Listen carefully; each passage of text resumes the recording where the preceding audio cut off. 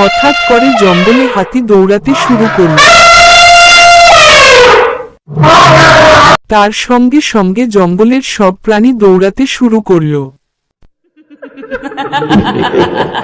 গ্রামের সবাই তাকিয়ে দেখতে লাগল, জঙ্গলের কি বের হয়েছে, সবকিছু এভাবে দৌড়াচ্ছে কেন?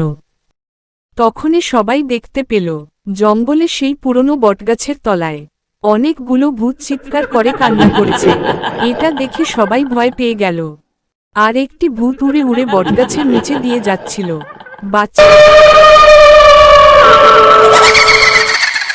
বাচ্চারা এটা দেখে ভয়ে দৌড়ে ঘরের ভিতর পালাচ্ছিল আর কান্না করছিল।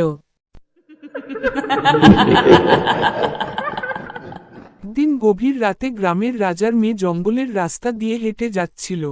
ঠিক তখনই দেখতে পেল দুটি ভূত অন্ধকারে উড়ে উড়ে যাচ্ছিল।